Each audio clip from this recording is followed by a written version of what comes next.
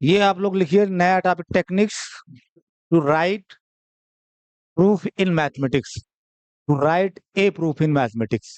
ठीक है, क्योंकि एक बात मैं बार बार आपको आगाह करता रहा, रोज बोलूंगा कि बीएससी मैथमेटिक्स गुणा भाग नहीं है। ठीक है, जो आप गुणा भाग समझते हो, बीएससी मैथमेटिक्स आर्गुमेंट है। आर्गुमेंट मतलब तर्क। आधे लोगों को अंग्रेजी से मेरी बड़ी तकलीफ होती है। आर्गुमेंट की हिंदी मतलब तर्क। ठीक है, तर्क पे पूरा बीएससी की गणित चलती है। ठीक है, इस साल आपका एक पेपर है एनालिसिस। जब अगले साल आप सेकेंड ईयर में जाओगे तो लीनियर अलजेब्रा और रियल एनालिसिस दो आएंगे। दोनों आर्गुमेंट पे चलते हैं, पूरे आर्गुमेंट पे चलते हैं। ठीक है, इस बार आप डिफरेंशियल इक्वेशन इक्वेशन गुणा भाग करने का दो पेपर मौका मिल जाता है, एक ज्योमेट्री का और एक ओडी का, तो काम चल जाता है। ठीक, जैसे जैसे आप आगे बढ़ोगे वैसे वैसे आपके प्योर के पेपर बढ़ते जाएंगे। फिर थर्ड ईयर में जब जाओगे तो फिर एडवांस एनालिसिस आएगी, और फिर उसके बाद अब्स्ट्रैक्ट अलजेब्रा आएगा। तो फिर आपका इसका मतलब ये है कि, और हर प्योर मैथमेटिक्स में आपको एक थ्योरम दी जाएगी, उसका प्रूफ लिखना होगा। सर, थ्योरम मतलब एक रिजल्ट स्टेटमेंट होगा, रिजल्ट होगा, और उसका प्रूफ लिखना होगा। प्रूफ मतलब उसका आर्गुमेंट लिखना। ठीक है, उसका आर्गुमेंट लिखना। ठीक। और एक बार बताओ, जब एक बार आप इस चीज पे कमांड हो जाएगा ना कि कैसे होता है, तो अगर आप मैथमेटिक्स में जाओगे तो कोई भी रिजल्ट अगर लोगे, ठीक है, कोई भी रिजल्ट लोगे, रिजल्ट जिसको यहाँ पे आप कहते हो थियरम, ठीक है, थियरम, प्रपोजिशन, ठीक है, lemma, corollary, theorem, preposition, lemma, corollary, सब में थोड़ा थोड़ा अंतर है। सब में थोड़ा थोड़ा अंतर है। ठीक है, तो हर साल उसको बताता था, लेकिन इस बार कैंडिडेट्स हैं तो उनको ध्यान में रखते हुए, मतलब जानो कि मतलब theorem of proof, theorem, preposition, lemma, corollary, सब रिजल्ट ही है, लेकिन थोड़ा थोड़ा सब में अंतर है। ठीक है, धीरे धीरे एज टाइम पासेज मैं आपको बताऊंगा। ठीक है, थियरम, प्रपोजिशन मतलब कोई बहुत इंपॉर्टेंट रिजल्ट नहीं है। ठीक है, लेकिन रिजल्ट है तो उसको प्रपोजिशन बोल देते हैं। कोई रिजल्ट बहुत इंपॉर्टेंट जब हो जाता है तो वही प्रपोजिशन रिजल्ट बन जाता है, थियरम बन जाता है। उसी प्रपोजिशन को थियरम, थियरम मतलब very important result in mathematics. General result को आप प्रपोजिशन बोलते हो, जब बहुत इंपॉर्टेंट रिजल्ट होता है तो प्रपोजिशन को थियरम बोल देते हैं। और जो लेमा होता है, एक शब्द लेमा भी आएगा। लेमा क्या होता है कि मान लो आप कोई थियरम प्रूव कर रहे हो, कोई थियरम प्रूव कर रहे हो, ठीक है, कोई थियरम प्रूव कर रहे हो, और उस थियरम में एक स्टेटमेंट यूज कर रहे हो, एक स्टेटमेंट यूज कर रहे हो जो खुद प्रूफ मांग रहा है। ठीक है, कोई थ्योरम आप प्रूव कर रहे हो और उसमें कोई स्टेटमेंट यूज कर रहे हो, और वो स्टेटमेंट का खुद प्रूफ चाहिए, खुद प्रूफ मांग रहा हो, तो उस स्टेटमेंट को बोलते हैं लेमा। उसको बोलते हैं लेमा। ठीक है, लेमा किसी थ्योरम में यूज होता है। ठीक है, यानी कोई थ्योरम प्रूव कर रहे हैं, उसमें कोई स्टेटमेंट आया और वो अलग से प्रूफ मान रहा है, तो उस स्टेटमेंट को बोलते हैं लेमा। ठीक है, और कोरोलरी क्या होता है? कोरोलरी क्या होता है? ये भी स्टेटमेंट है। कोई थियरम आप किए, उससे क्या क्या कॉन्सिक्वेंसेज निकाल सकते हो, यानी उप प्रमेय जिसको हिंदी में बोलते हैं, उप प्रमेय, प्रमेय से क्या क्या कॉन्सिक्वेंसेज और निकाल सकते हो। तो these are the differences, proposition, theorem, lemma, corollary में ये डिफरेंसेज हैं। सब होते मैथमेटिकल स्टेटमेंट ही हैं, लेकिन थोड़ा थोड़ा डिफरेंस है। ठीक है, तो आप कोई भी रिजल्ट मैथमेटिक्स में लोगे, चाहे वो थियरम हो, चाहे प्रपोजिशन हो, चाहे लेमा हो, चाहे कोरोलरी हो, ठीक है, वो या तो इस टाइप का होगा, P इम्प्लाइज Q टाइप का होगा, ठीक है, या फिर इस टाइप का होगा, P इफ एंड ओनली, कोई दूसरा इसके अलावा कोई तीसरा टाइप बनेगा ही नहीं। या तो P इम्प्लाइज Q टाइप का होगा, ठीक है, जिसको आप इफ P देन Q भी लिखते हो, इफ P देन Q भी लिखते हो, या तो फिर रिजल्ट इस तरह का होगा, इसको बोलते हो इफ एंड ओनली रिजल्ट, या कैरेक्टराइजेशन रिजल्ट। इसके नीचे लिख देना, इसको कैरेक्टराइजेशन भी बोलते हैं, कैरेक्टराइजेशन रिजल्ट। और इन सब के बारे में डिटेल में आप पढ़ लियो, पी इम्प्लाइज क्यू का पूरा डिटेलिंग स्टडी कर लियो, इम्प्लीकेशन का, इक्विवेलेंस, इसको इक्विवेलेंस स्टेटमेंट बोलते हो, इसको डिटेल में पढ़ लियो। ठीक है, ठीक। तो अगर ऐसा स्टेटमेंट है तो प्रूव करने के दो तरीके होते हैं। ठीक है, अगर P implies Q type statement है तो प्रूव करने के दो तरीके होते हैं। पहला डायरेक्ट प्रूफ बोला जाता है, डायरेक्ट प्रूफ। और दूसरा तरीका आपका होता है इनडायरेक्ट प्रूफ। लिखते रहिए आप लोग, ठीक है, इनडायरेक्ट प्रूफ।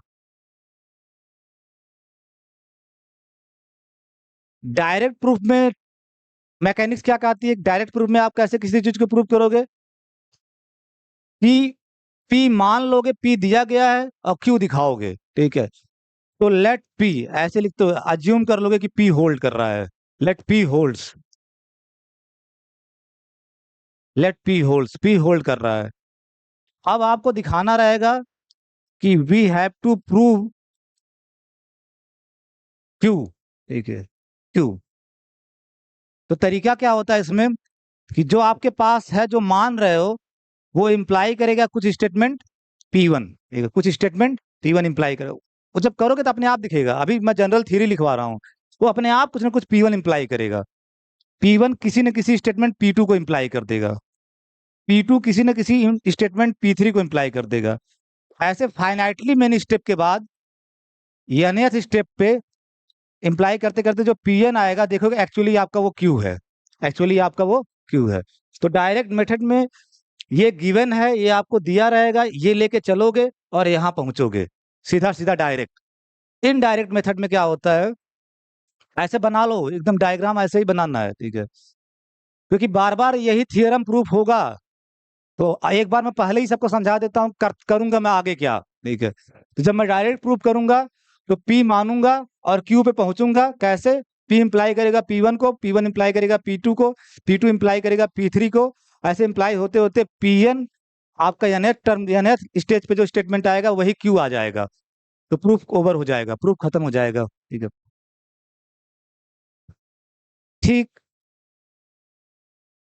इनडायरेक्ट प्रूफ को थोड़ा इधर लिखना। ठीक है, इनडायरेक्ट प्रूफ में क्या होता है, ठीक है, इसके इनडायरेक्ट प्रूफ के दो तरीके होते हैं। ठीक है, इनडायरेक्ट प्रूफ के अंदर दो मेथड्स हैं। ठीक है,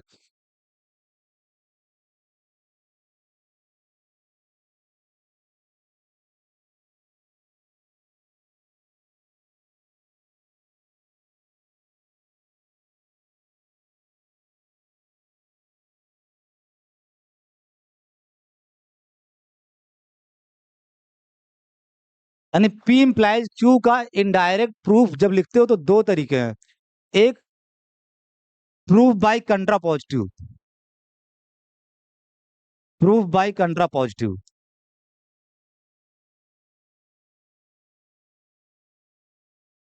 proof bye कंट्रा positive. Indirect method में पहला जो मेथड है वो प्रूफ बाय कंट्रा पॉजिटिव, और दूसरा जो मेथड है बहुत पावरफुल मेथड माना जाता है मैथमेटिक्स की दुनिया में, proof by contradiction technique, proof by contradiction,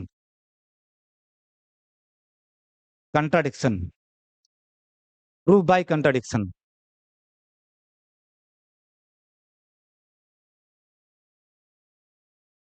proof by contradiction. तो इनडायरेक्ट मेथड यानी पी इम्प्लाइज क्यू स्टेटमेंट का प्रूफ इनडायरेक्ट मेथड में दो तरीके हैं। ठीक है, तो प्रूफ बाय कंट्रा पॉजिटिव में क्या होता है, अगर पी इम्प्लाइज क्यू है, इसको लिखना मत, अगर पी इम्प्लाइज क्यू है तो इसका कंट्रा पॉजिटिव क्या होगा, minus Q implies minus P.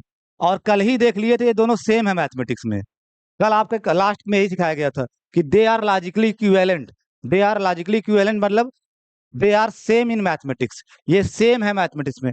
कोई भी चीज मैथमेटिक्स में अगर लॉजिकली इक्विवेलेंट है तो मतलब दोनों मैथमेटिक्स में सेम है, कोई अंतर नहीं है। लॉजिकली इक्विवेलेंट का व्यवहारिक भाषा में सिर्फ इतना मतलब होता है कि दोनों मैथमेटिक्स में सेम है, कोई अंतर नहीं है।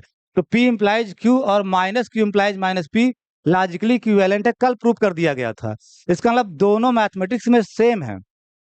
तो P इम्प्लाइज Q स्टेटमेंट को प्रूव न- करना है और डायरेक्ट इसको नहीं कर पा रहे हो कि पी मान के क्यों नहीं दिखा पा रहे हो, कभी कभी होगा पी मान के क्यों नहीं दिखा पाओगे, ऐसा आएगा कभी कभी दौर कि पी मान के क्यों नहीं दिखा पा रहे हो, तो क्या करोगे, इसके कंट्रा पॉजिटिव को प्रूव कर दोगे, क्योंकि ये दोनों सेम है, ये दोनों क्या है, सेम है, तो ये प्रूव कर दोगे, ये प्रूव कर दोगे।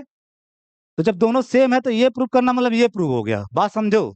जब ये दोनों सेम है और आप इसको नहीं प्रूव कर पा रहे हो, ठीक है, नहीं कर पा रहे हो यानी पी मान करके क्यू तक नहीं पहुंच पा रहे हो, तो अब दूसरे तरीके पे आओगे कि ये नहीं प्रूव कर पा रहे हो तो इसको प्रूव कर दो, ठीक है, इसको प्रूव कर दो कि माइनस क्यू मान करके माइनस पी पे चले जाओ, माइनस क्यू मान करके माइनस पी पे चले जाओ। तो जब ये प्रूव हो जाएगा और ये दोनों सेम है तो मान लिया जाता है ये भी आपका प्रूव हो गया, ये भी आपका प्रूव हो गया। तो प्रूव बाय कंट्रापॉजिटिव में यही होता है, पी इंप्लाइज क्यू प्रूव करने के लिए, टू प्रूव, इसके अंदर लिखना तीर बना के, ठीक है, क्योंकि आगे जब लड़कों को दिक्कत इस वजह से होती है कि आगे टीचर ये सब करता है वो बताता है नहीं, तुम समझ नहीं पाते हो काहे की बार माइनस क्यू मान लिया ये, ठीक है, माइनस क्यू मान लिया ये, ठीक है। तो to prove P implies Q को प्रूव करने के लिए वी विल प्रूव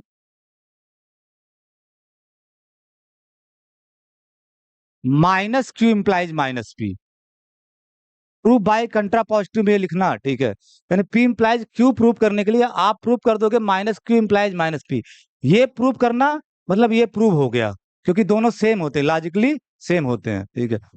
अब इसको प्रूव करना है तो क्या करोगे, अब की बार इसको मानोगे, लेट माइनस क्यू होल्ड्स, ठीक है, माइनस क्यू मान लिया, minus Q implies minus P prove करने जा रहे हैं, इसका माइनस क्यू आपके पास है, गिवन है, आपके पास माइनस क्यू है, गिवन है, ठीक है। तो लेट माइनस क्यू होल्ड्स, ये मान लोगे कि ये हो रहा है, अब आप दिखाओगे कि माइनस पी आ जाए, माइनस पी आ जाए, तो होगा क्या, जब माइनस क्यू हो रहा होगा तो माइनस क्यू इंप्लाई कर देगा किसी स्टेटमेंट क्यू वन को, क्यू वन किसी स्टेटमेंट क्यू वन को इंप्लाई कर देगा, क्यू वन इंप्लाई कर देगा किसी स्टेटमेंट क्यू टू को, और ऐसे इंप्लीकेशन चलता रहेगा, फिर क्यू nth स्टेज पे क्यू वन जो आएगा इंप्लाई करते करते क्यू वन जो आएगा वही आपका माइनस पी आ जाएगा, माइनस पी आ जाएगा, ठीक है। तो माइनस क्यू मान करके माइनस पी दिखा दिया, तो प्रूफ तो आप minus Q imply minus P कर रहे हो, लेकिन ये माना जाता है कि ये भी प्रूव हो गया, ये भी प्रूव हो गया क्योंकि दोनों सेम है, क्योंकि दोनों सेम है। तो इनडायरेक्ट इसीलिए कहा जा रहा है कि आप डायरेक्टली इसको नहीं प्रूव कर रहे हो, डायरेक्टली इसको नहीं प्रूव कर रहे हो, प्रूफ इसको कर रहे हो और उसके सहारे कह रहे हो कि ये प्रूव हो गया, ये प्रूव हो गया है, इसीलिए इनडायरेक्ट प्रूफ के अंतर्गत ये आता है, ये टेक्निक्स है इनडायरेक्ट प्रूफ में। तो प्रूफ बाय कंट्रा पॉजिटिव सबको समझ में आएगा क्या करना होता है, कि पी इंप्लाइज क्यू डायरेक्ट नहीं दिखा पा रहे हो, minus Q implies minus P दिखा दो, यानी माइनस क्यू मान करके माइनस पी प्रूव कर दो, ठीक है, माइनस पी प्रूव कर दो। अब इनडायरेक्ट मेथड में जो दूसरा तरीका है प्रूफ बाय कंट्राडिक्शन, और सबसे ज्यादा यूज ये होता है प्योर मैथमेटिक्स में, प्रूफ बाय कंट्राडिक्शन। इसमें क्या होगा,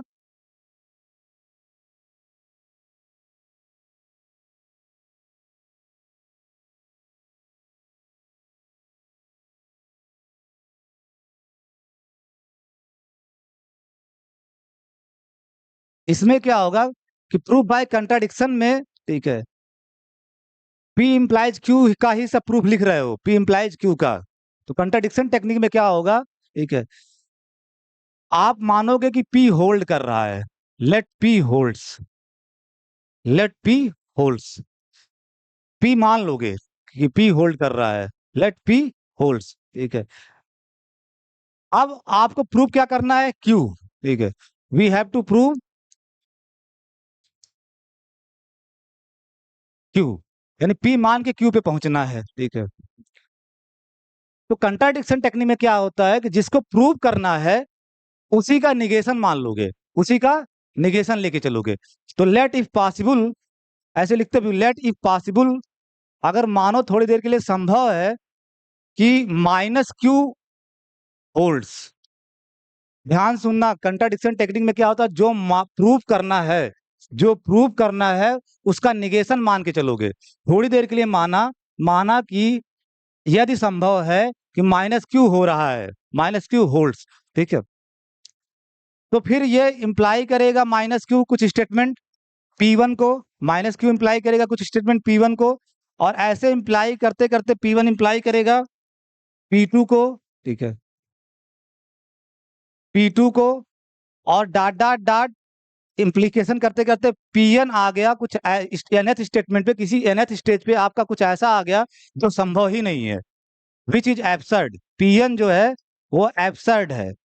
अब आधे लोग एब्सर्ड में घबरा जाएंगे, क्या बोला भाई साहब ये एब्सर्ड, ठीक है, एब्सर्ड, एब्सर्ड मतलब भद्दा, एब्सर्ड मतलब भद्दा, जो हो ही नहीं सकता, जिसको बहुत लोग लिखते हैं which is not possible, which is not possible.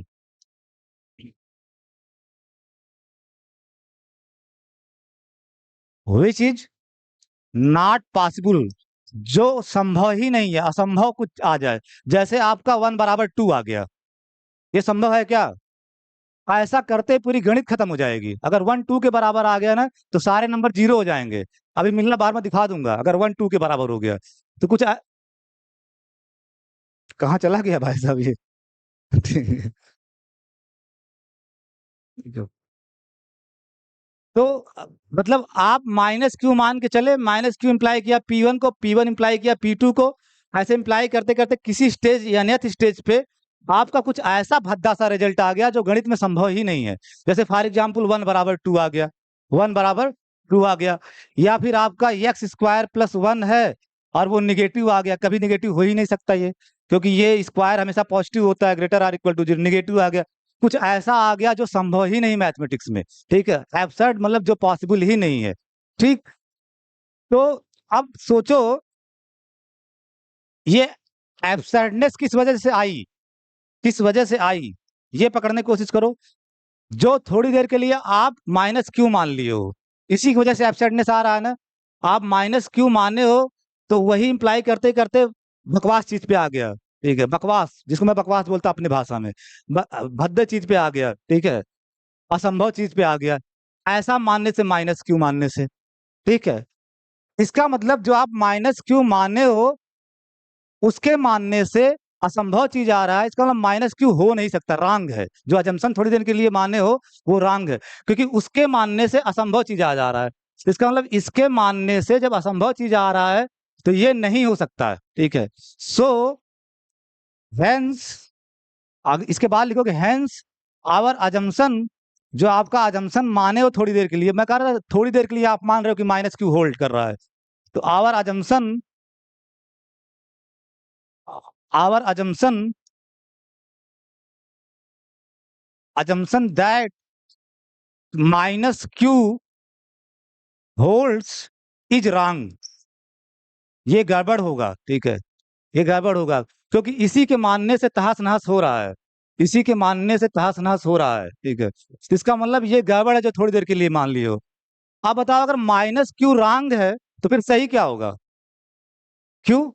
अगर माइनस क्यू रॉन्ग है, दो ही चीजें हो सकती हैं, ठीक है, माइनस क्यू रॉन्ग है तो इसका माइनस क्यू रॉन्ग मतलब माइनस क्यू फॉल्स, रॉन्ग मतलब फॉल्स, तो इसका निगेशन फिर क्या हो जाएगा? ट्रू। और इसका निगेशन क्या आएगा? क्यू। एक बार और निगेट करो तो क्यू नहीं आ जाएगा। तो अगर माइनस क्यू रॉन्ग है तो फिर सही क्या होगा? क्यू। हेंस, हेंस या दो बार हेंस हो रहा है तो 10 लिख दो, 10 मतलब सबका मतलब इसलिए ही होता है, 10 टू होल्ड्स, जब माइनस क्यू रॉन्ग हुआ तो इसका मतलब क्यू सही होगा, क्यू होल्ड्स। अब देखो आप दिखा दीजिए, पी मान के चले और क्यू पे पहुंच गए, क्यू होने लगा, लेकिन बीच में कंट्राडिक्शन टेक्निक में, ये बहुत इंपॉर्टेंट, साफ साफ ऐसे लिखो, ऐसे हर जगह जब कंट्राडिक्शन यूज करूंगा तो मैं यही चीज करूंगा, ठीक है। तो ये पूरा डायग्राम जो आप लोगों है बना लो, ठीक है, इधर बना लिए थे सबने, ठीक है, बना लिए थे कि नहीं? बोलते क्यों नहीं हो, गूंगे हो क्या तुम लोग? एक तो जितने टीचर तुम लोगों की आदत बुलाए, क्लास बोला करो, एकदम साइलेंट क्लास नहीं होनी चाहिए, बोलते क्यों नहीं हो? ठीक है, बोलते क्यों नहीं हो, तो न्यूट्रल सा रिस्पांस रहता है तुम लोगों का। बीइंग मैं बोलता हूँ मेरी क्लास 2 वे कम्युनिकेशन है। आप, मैं ऐसे सॉल्व करूंगा, आप देख के उतारेंगे, ऐसा नहीं होगा। इसीलिए दुनिया में 10 सारे टीचर एक जैसे हैं, मैं अलग हूँ, ठीक है। कुछ दिन आपको दिक्कत होगी कि आदमी बहुत पूछता है, ठीक है, बहुत पूछता है, मैं आप ऐसे उतारोगे ऐसे काम नहीं चलेगा, मैं आपसे तुरंत क्लास में सवाल करवाता हूँ, क्लास में सवाल करवाता हूँ। ये नहीं कि गणित को आप घर पे जाके कोई लिखवाया आप अभी याद कर रहे हो बैठ के, ये डेवलप करना मेरा काम है, ये डेवलप, खोपड़ी खोलो, नाट की मेरा कॉपी पेस्ट करो कि एक जैसे लिख रहा है वैसे मेरा रट के एग्जाम में लिखे चले आऊंगे। आप गणित पढ़ रहे हो, हिंदी लिटरेचर नहीं पढ़ रहे हो, ठीक है, हिंदी लिटरेचर नहीं है, इसको खोलना जरूरी है। ये खुलेगा तब आपका काम बनेगा, ठीक है। और बोला करो जब मैं बोल रहा हूँ तो ये इधर लिख लिए थे कि नहीं सब लोग? और ये तो इसको लिखो, ठीक है।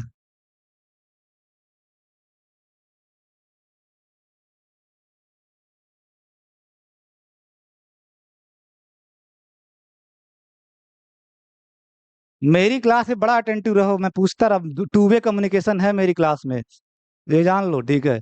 दो ही बंदे इंडिया में टू वे कम्युनिकेशन करते हैं, आप कभी गूगल करना, प्रोफेसर यश कुमरेशन, ठीक है, वो भी। और वो एमटीटीएस नामक संस्था चलाते हैं।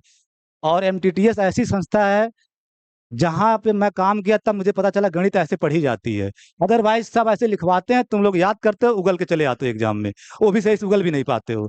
ये सब दिनेश सर, फलाने सर, ढेकाने सर, यूनिवर्सिटी के सब टीचर वैसे हैं। सबको मैं 0 रेटिंग देता हूँ कि वो छाप रहे हैं आप उतार रहे हो, वो छाप रहे हैं आप उतार रहे हो, ये छाप रहे हैं। Think along with me. मेरा काम क्या है, आप मेरे साथ साथ सोचो, ऐसा नहीं कि मैं लिखवाऊं आप उतारो, फिर आप घर पे जाके याद करो, ठीक है, याद करो। आप मेरे साथ सोचो, ठीक है। तो मेरे साथ ये काम करना होगा। ये लड़के तुम हो जाओगे एक आध हफ्ते बाद, ठीक है, मेरे साथ आपको आप लगा रहना होगा जब मैं प्रूव करूंगा, ठीक है। तो ये लिख लो, ठीक है।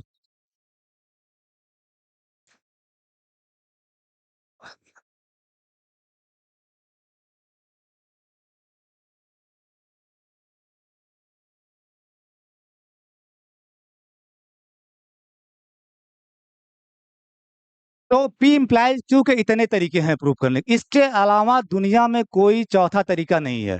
या तो डायरेक्ट मेथड में एक तरीका सिखाया गया, इनडायरेक्ट मेथड में दो तरीके सिखाए गए, कुल तीन तरीके हैं पी इम्प्लाइज क्यू प्रूव करने के। इसके अलावा कोई चौथा तरीका नहीं है। कभी तुम देख लेना, पूरी जिंदगी भर मैथ पढ़ोगे इसी तीन तरीके से, if P then Q statement या पी इम्प्लाइज क्यू स्टेटमेंट, इसी तीन में से एक से प्रूव किया जाएगा, ठीक है। अब आ जाओ दूसरा वाला जो लिखे थे, उसको अलग से बना लो, P if and only if Q. ऐसा रिजल्ट है तो उसको कैसे प्रूव करेंगे? P if and only if Q.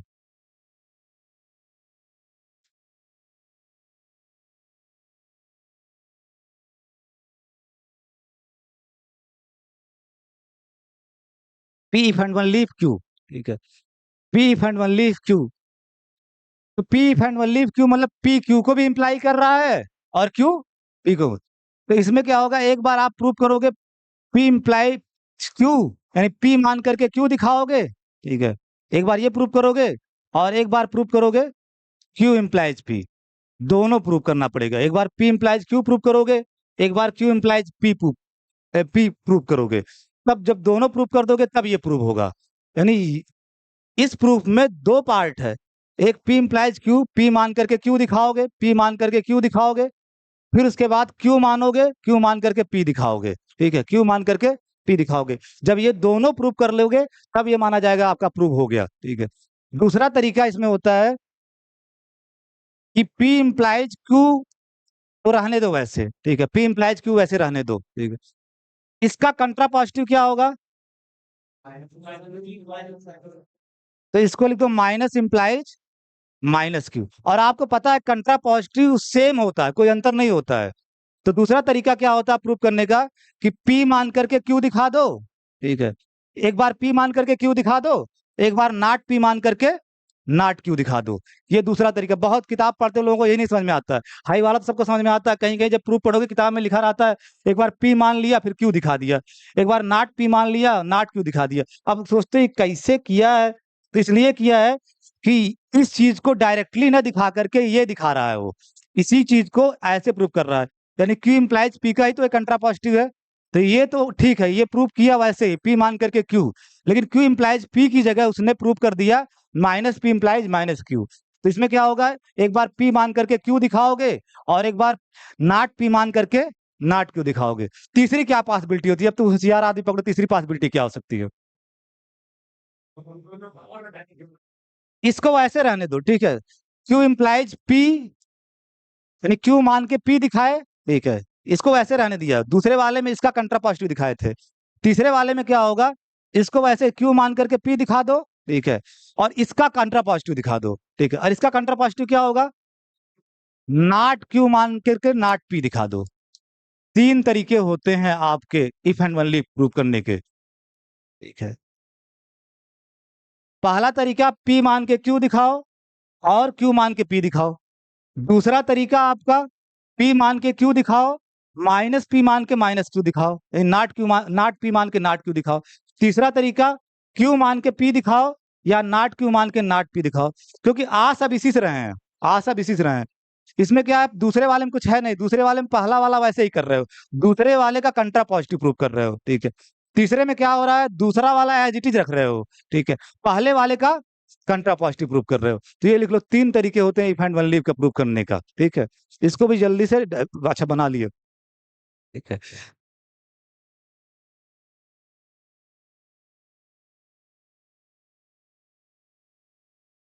इसके अलावा कोई चौथा तरीका नहीं है if and one leave result prove करने का। हर जगह देखोगे, अगर मैं P if and one leave result पूरा कर रहा प्रूव कर रहा हूँ, P if and one leave Q result prove कर रहा हूँ, तो इसी तीनों में से कोई एक तरीका यूज कर रहा हूँ, इसी तीनों में से कोई एक तरीका यूज कर रहा हूँ, ठीक है। कभी कभी क्या होता है मैथमेटिक्स में, ठीक है, ये आर्टिकल नया चेंज करके प्रूफ वाला आर्टिकल खत्म हो गया।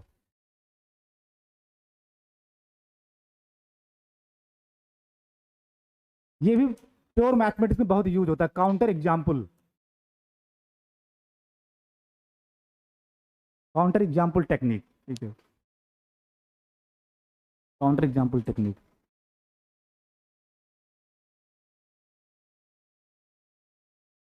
इससे पहले मैं थोड़ी आपको एक बात बताना चाह रहा हूं, ठीक है। ये काउंटर एग्जाम्पल टेक्निक किसने सबसे पहली बार दिया था, ये आपको जानना चाहिए। Who is the first person जो काउंटर एग्जाम्पल टेक्निक दिया था, ठीक है। तो आप थोड़ा बहुत जैसे जहां भी पढ़ रहे होगे कॉलेज वॉलेज में, वहां रसेल पैराडॉक्स पढ़ा दिया गया होगा, नहीं? ठीक है, कोई बात नहीं। एक बर्ट्रैंड रसल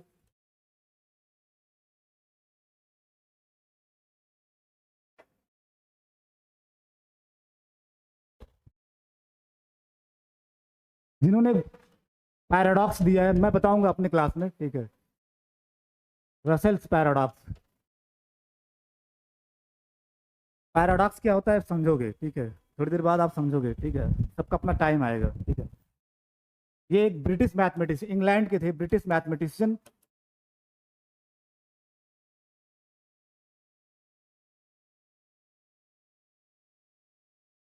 और एक चीज मैं बताऊं, पुराने जमाने में जितने मैथमेटिशियन होते थे वो साथ साथ फिलोसफर भी होते थे, ठीक है। ये केवल मैथमेटिशियन नहीं थे, प्लस फिलोसफर भी थे, ठीक है, ठीक है। फिलोसफी और मैथमेटिक्स का बड़ा गहरा कनेक्शन है, ठीक है। जितने तुम देखोगे, रेने डेकार्टे का नाम सुनो, जिन्होंने ये दिया था कोऑर्डिनेट सिस्टम, आपका कोऑर्डिनेट ज्योमेट्री, उन्होंने तो दिया था, रेने डेकार्टे। वो बेसिकली फिलोसफर थे, मैथमेटिशियन तो बाद में थे, उससे पहले वो फिलोसफर थे, ठीक है।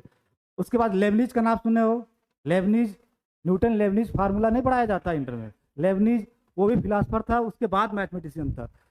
तो बर्ट्रैंड रसेल ने काउंटर एग्जाम्पल टेक्निक दिया, उसने ये बोला, उसने प्रॉपर वे में एक एग्जाम्पल के थ्रू समझाया है।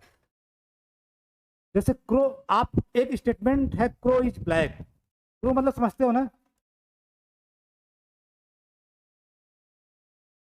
सही लिखा हूं हिंदी, ठीक है, वाह लिखे कौवा,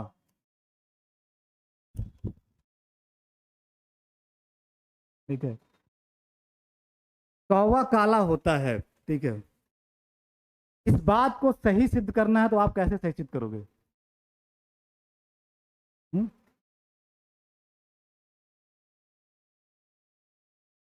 यहीं से काउंटर एग्जाम्पल की बात आती है, ठीक है। कौवा काला होता है, आप मान लो, वो तो साफ साफ बता, आप 1 लाख कौवे पा गए, ठीक है, जो कि काले हैं, तो क्या आप कह सकते हो कि ये स्टेटमेंट सही होगा? 1 लाख कौवे आप गिने, काला कौवा काला निकल गया, दूसरा निकल गया काला, तीसरा, ऐसे 1 लाख तक गिनते गए और सारे कौवे काले निकल गए, तो क्या आप इस स्टेटमेंट को ट्रू कह दोगे कि कौवा काला होता है? ठीक है, क्योंकि हो सकता है कि 1 लाख एकवा वाला सफेद निकल जाए, ठीक है, सफेद निकल जाए, ठीक है, और जो ही सफेद निकल गया यही समझना, काउंटर एग्जाम्पल यही है कि अगर एक भी कौवा सफेद निकल गया तो आपकी ये बात गलत हो जाएगी। काउंटर एग्जाम्पल टेक्निक में क्या होता है, प्रूव करने, आप किसी चीज को सही करना बताना कठिन कार्य है, किसी चीज को सही बताना है तो आपको उसका जनरल प्रूफ देना होगा। किसी चीज को आप सही कहना चाह रहे हो तो उसका जनरल प्रूफ देना होगा। आप सर्टेन नंबर आप एग्जाम्पल से नहीं कह सकते कि 100 जगह सही है तो ये सही है। 100 जगह सही होने से सही नहीं माना जाता, नहीं तो गोल्ड बाग कंजक्चर अब तक सही हो जाती है, ठीक है, अब तक वो सही हो जाती है, जबकि अभी तक वो न सही है न फॉल्स ही हो पा रहा है, ठीक है। अगर आपको किसी चीज को सही दिखाना है तो आपको आपको उसका जनरल प्रूफ देना होगा, जनरल प्रूफ, ठीक है। एग्जाम्पल से नहीं कह सकते 10-15 जगह सही है तो वो सही हो गया, ठीक है। किसी चीज को डिस्प्रूव करना है, गलत करना है, एक एग्जाम्पल दे दो जहां वो न हो रहा हो, एक एग्जाम्पल दे दो जहां वो न हो रहा है। जैसे जो ही सफेद मिला कौवा तो ही ये बात तो तय होगी कि कौवा काला तो नहीं होता है, ये स्टेटमेंट फॉल्स है, क्योंकि आपके पास एटलीस्ट एक एग्जाम्पल आ गया कि आपको एक कौवा ऐसा मिल गया कि सफेद है, ठीक है। बात मेरे समझ पा रहे हो? तो किसी चीज को प्रूव करना है अगर किसी रिजल्ट को, तो आपको जनरल प्रूफ लिखना होता है। किसी चीज को डिस्प्रूव करना है, गलत साबित करना है, तो एक आपको कम से कम उसको गलत करने के लिए एक एग्जाम्पल देना होगा, एक एग्जाम्पल देना होता है। जैसे काला को गलत करना है तो आप एक दिखा दो कि एक ऐसा कौवा मिल गया जो काला नहीं है, सफेद है, वो बात गलत हो गई, ठीक है, गलत। तो ये बात इसने दिया था पहली बार और उसी को मैथमेटिक्स वालों ने लपक लिया, ठीक है। तो कभी कभी क्या ये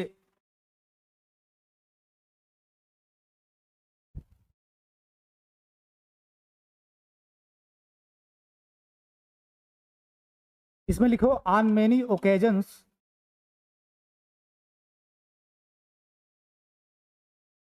इन मैथमेटिक्स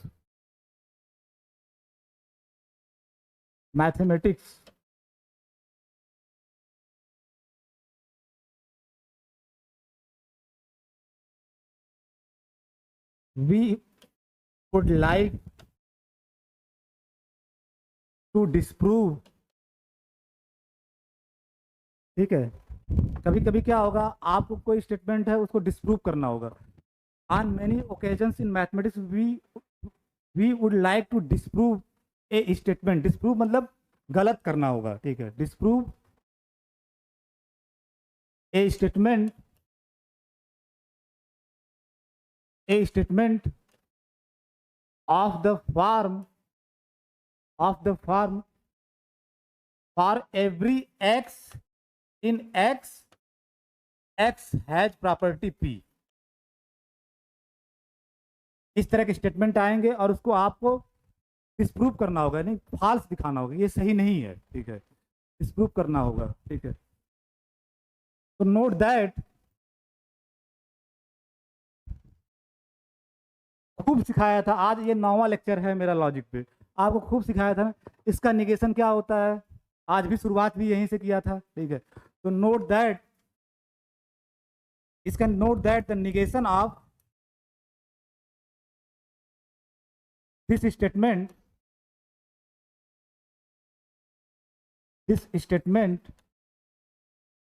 इज क्या होगा, there exist x in x has not property P. इसको डिस्प्रूव करना मतलब ये दिखाना, यही तो मतलब हुआ भाई, आप कह रहे हो इसको डिस्प्रूव करना है, इसका डिस्प्रूव करना मतलब इसका निगेशन दिखाना, ठीक है। आप कह रहे हो कि फॉर ऑल एक्स के लिए एक्स हैज प्रॉपर्टी पी, और इसको गलत दिखाना है तो आप क्या दिखाओगे, एक एक्स ऐसा मिल जाए there exist x in x जो प्रॉपर्टी पी न रख रहा हो, तो वी हैव टू प्रोड्यूस, तो we have to find out, हमें एक खोजना होगा, we have to find out an x in x, यानी एक्स में एक एक्स खोजना होगा, फॉर विच, ठीक है, फॉर विच, तो we have to find out an x in x. भाई इसका निगेशन, ये चीज गलत दिखाने का मतलब क्या है, आपको दिखाना है कि कह रहे हो कि सारे ही एक्स प्रॉपर्टी पी रख रहे हैं और आपको उसको गलत दिखाना है, जिसका मतलब क्या खोजना होगा, एक एक्स ऐसा पा जाओ जो पी प्रॉपर्टी न रख रहा हो। तो we have to find out an x in x for which the property P does not hold, एक यक्स केवल आपको बताना होगा, एटलीस्ट एक यक्स आपको ऐसा देना होगा कि जिसके लिए पी प्रॉपर्टी होल्ड नहीं कर रहा होगा, तो ही आपका ये स्टेटमेंट क्या हो जाएगा, डिस्प्रूव। ठीक है, डिस्प्रूव, क्योंकि आप क्या कह रहे हो कि सभी यक्स के लिए यक्स प्रॉपर्टी पी रख रहा है, इसको डिस्प्रूव करना, गलत करना, तो आपको क्या करना होगा, एक यक्स में यक्स खोजना होगा इसके लिए प्रॉपर्टी पी होल्ड न कर रहा हो, होल्ड न कर रहा हो, और जो ही ऐसा यक्स मिल गया, ठीक है, तो ही वो स्टेटमेंट क्या हो जाएगा, डिस्प्रूव। और जो ये यक्स मिलता है इसी को बोलते हैं काउंटर एग्जाम्पल। जो आप ये पूछते हो ना, इसी को बोलते हैं काउंटर एग्जाम्पल। ये थोड़ा अब्स्ट्रैक्ट सेटिंग में आपको लिखवाया गया। अब इसका एग्जाम्पल देखो, फॉर एग्जाम्पल लिख लिए थे सब लोग, मैं तो बैक कर दूँ, ठीक है, एकदम हूबहू लिखना, एक भी वर्ड इधर उधर नहीं करना है। मैं बड़ा प्रिसाइज लिखता हूँ और अंतिम सत्य है। मैं बार बार क्लास में अपने बोलता भी था कि दो बातें ही अंतिम सत्य हैं, एक मृत्यु, एक मैं जो लिखवाता हूँ, ठीक है, अंतिम सत्य है, ठीक है, उसको वैसे ही लिखना है जैसे आपको लिखवाया जा रहा है, और कुछ दिन में आपको पता चल जाएगा। आपको थोड़े दिन ट्रस्ट करने में समय लगता है, नए नए आते हो, नए नए मिलते हो, तो लोग मुझे जानते हैं, उनसे पूछ सकते हो, ठीक है। ये बंदा जो बोलता है वही अंतिम सत्य है, सही बात है, डेथ इज द अंतिम truth and sky sir is the statement is ultimate truth, ठीक है।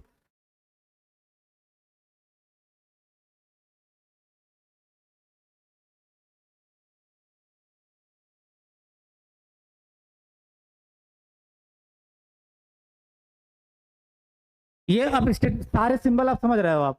For all x in are, ये क्या हो गया, सेट ऑफ रियल नंबर।